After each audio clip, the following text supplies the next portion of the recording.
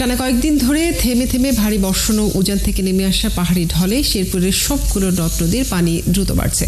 এর মধ্যে নালিতাবাড়ী উপজেলার চেল্লাখালী ও ভোগাই নদীর পানি বিপদসীমা ছুঁই ছুঁই। এছাড়া পানি বেড়েছে মহারশী ও সোমেশ্বরী নদীতে। এদিকে ঝিনাইগাতীর মহারশী নদীর ছোট কাঁচা বাঁধ ভেঙে উপজেলার নিম্নাঞ্চলে পানি ঢুকছে। উপজেলা শহরের প্রধান বাজার, গ্রামীণ বিভিন্ন রাস্তার উপর দিয়ে পানি প্রবাহিত হচ্ছে। কৃষকরা বিভিন্ন সবজি ক্ষেত ও আমনের ক্ষতির আশঙ্কা করছেন।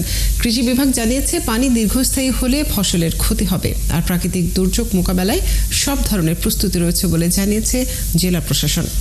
যেমনটি বলছিলাম, ভারী বর্ষণ ও পাহাড়ি ঢলে শেরপুরের সবগুলো নদ নদীর পানি দ্রুত বাড়ছে। সেখানকার পরিস্থিতি জানতে আমাদের সাথে যুক্ত হচ্ছেন সহকর্মী শাকিল মুরাদ।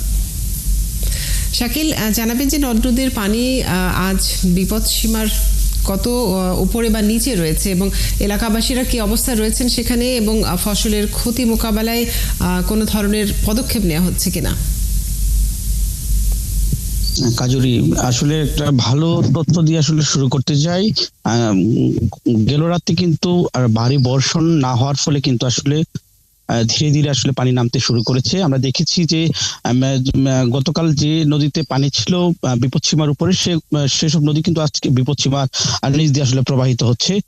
তবে আমরা কথা বলেছি কৃষি বিভাগের সঙ্গে। কৃষি বিভাগ কিন্তু বলেছে যে এখন পর্যন্ত প্রায় 2000 হেক্টর জমির কিন্তু ধান ও সবজি কিন্তু আসলে পানিতে নিমজ্জিত রয়েছে। এছাড়া এখানকার যারা এখানকার স্থানীয় প্রশাসন, তাদের সঙ্গে কথা বলেছি, তারা কিন্তু বলছে যে এখন পর্যন্ত আসলে তারা যে সংখ্যাটা করেছিলেন সেটি কিন্তু আসলে কেটে গেছে।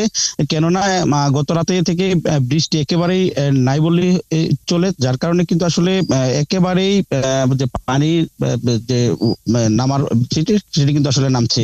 এইখানকার স্থানীয় প্রশাসন কিন্তু বলছে যে তারা আসলে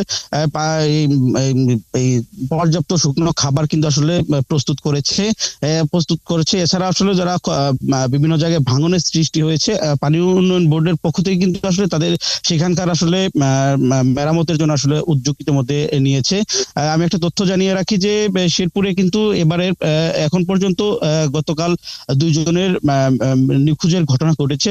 সেটি হচ্ছে চেল্লাখালী নদী ও মহারশী নদীতে।